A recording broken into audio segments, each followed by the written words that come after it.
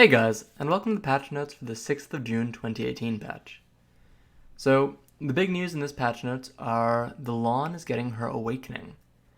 Along with that, there's some new events, some changes to how drops work in Valencia and Kamasylve, a large number of class changes, and a Patrigio's discrete discount event, which is a Night Vendor event which reduces the energy required to roll on the Night Vendor. So, start off with Take the Leap and Awaken the Lahn event is available now. It'll last from just after the maintenance until the 27th, so 3 weeks from now before the maintenance. Special benefits are in place for Lahn Awakening. You can collect Lahn seals and exchange them for rewards, as well as tackle the event challenges. Level up your Lahn to a certain level during the event period and claim more rewards through challenges. There's also a brand new system of weekday and weekend experience boost event is on.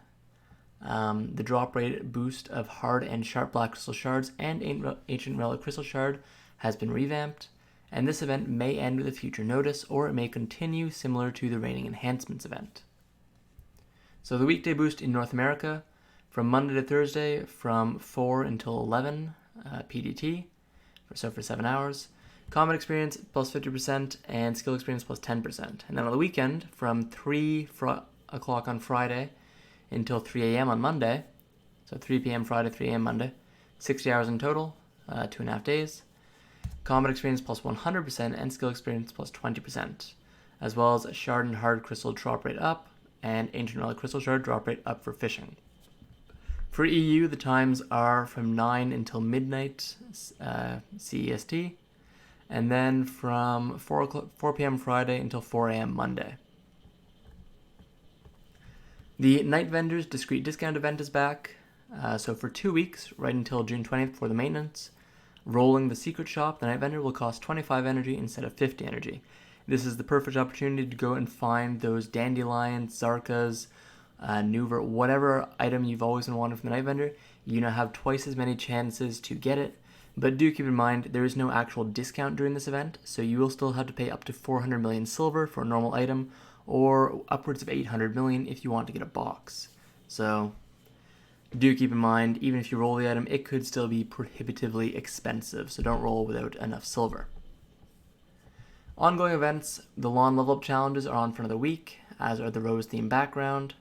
Turning attendance rewards, all of these attendance rewards are available for a couple more weeks. They're kind of staggered endings, with Valix on 23rd, Loyal on 27th, Guild on the 30th, and returning on the 4th of July. So, content. Lahn's Awakening is here now. The World Boss spawn timetable has been updated, so here's the new timetable for NA. And then I'll scroll down in a second for EU. So here's NA and EU's new spawns. There's a new route to go into Medea Castle. And class changes. So, I don't know why these ones right here aren't under the general class changes, but whatever. The attack AP of the following skills regarding summons has been improved. So for Heilang, for Tamer, Blade of Darkness, Projection, Gore Marg Arne Tet, Toxic Flood Lava Field, Echo Spirit, Delighted Blast, Sea Dragon, and Ninjutsu Sinew Cut? Sinew? Not sure to say that. The DP of characters and some monsters has also been increased in recent balance patches. As a result, it became harder for characters to utilize summoning skills, as summoned creatures, magic circles, and formations have not received a damage boost since their implementation. So they've increased the AP so that summon skills can be relevant in combat again. They will also get stats that combine the AP of the summoned object itself and the character, excluding your bonus stats, so presumably excluding Renown as well. They've also fixed the issue where the crowd control skill effects of certain skills only apply to the first hit, so the CC skill effects could not be applied to distant targets. So for skills that have travel time, such as Spiral Tornado, what they're doing with this change is, unlike most crowd control skills where only the first hit of the skill applies to the crowd control effect, these skills will now apply all the way through, so that if you start and only hit with the last hit, it can still attempt to crowd control someone. However, they will not stack on a single target. So if you hit them in the first hit, the next few hits should not apply. If you hit them in the last hit, well, there's no other hits anyways. For the class changes themselves, most of them are just crowd control skill effects applying on the first hit only, as well as a few graphical changes. Nothing too big, honestly. Musa has a lot of text here, but a lot of it is just bug fixes. For some reason, projection counts as a summon. I have no idea, but apparently projection is a summon, so that's a thing now. And for the skill Pouncing Dragon, I believe that most likely means Dragon's Bite, so S plus LMB. Apart from that, nothing else too big for class changes unless you play Lahn, in which case you get your Awakening this week, which is pretty huge for Lahn.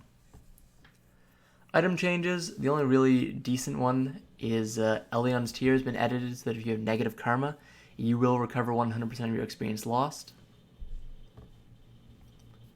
As well as the obtainable number of Sweet Honey Wine would come out correctly in exchange for information of Glimmering Fairy Wings, Brilliant, and Radiant Fairy Wings. They've also reduced the number of Palm Plywood and Elder Tree Plywood for polishing Alchemy Stone and Protection, so maybe that will cause them to sell more often, who knows, as those often just kind of sit on the marketplace.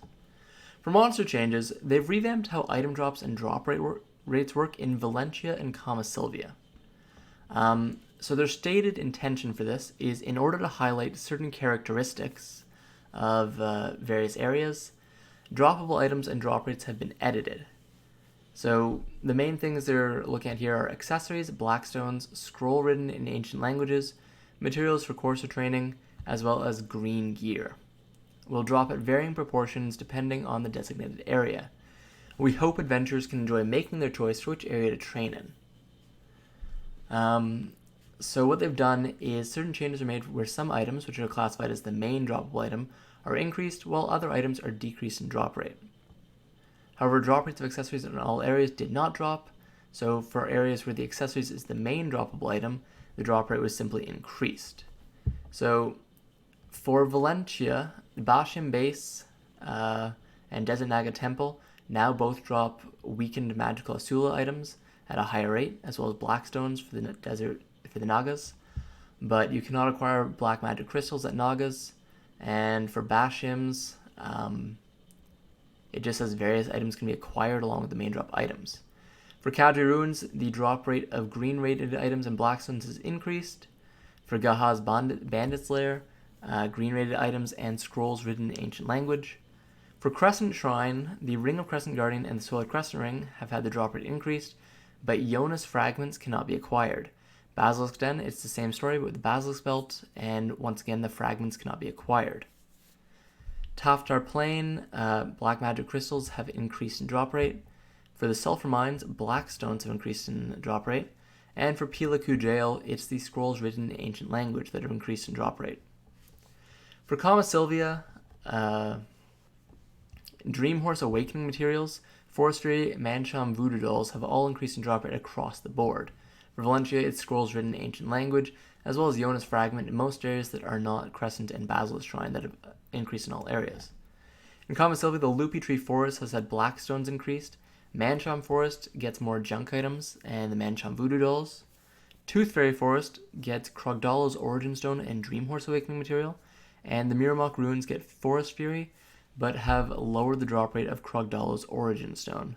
So if you want those, go farm in the Tooth Fairy Forest. Apart from that, there's not too many other big changes this week. There's a few issue fixes, mostly to do with node wars this week and how you teleport to them, and a few placements of the annex. And they've also fixed an issue where additional Cron Stones were used up when trying safe enhancements with certain Tet level items. But there's not really too many other big changes this week. The big changes this week are for sure the changes in how drops work in Valencia and Kamasylve, the changes to the classes, which weren't too big, the new events, especially the Petrigio event, as Night Vendor events are fairly rare, and Lahn's Awakening, which is the biggest part of this patch. So, not a super exciting patch this week, unless you're playing Lahn, in which case, of course, the Awakening is pretty hype. But hopefully next week brings some changes, especially for hackers. I'll be making a separate video about that later, but it would really be nice to at least get some acknowledgement from Perlebis and Cacao that hacking is a problem and they are addressing it. But for these patch notes, Lahn's Awakening, pretty awesome, and changes to drop rates, those are, as well as Pidgeot's event. Anyways, guys, as always, thanks for watching. Hope these were helpful to you. Subscribe if you like it, and have a good one.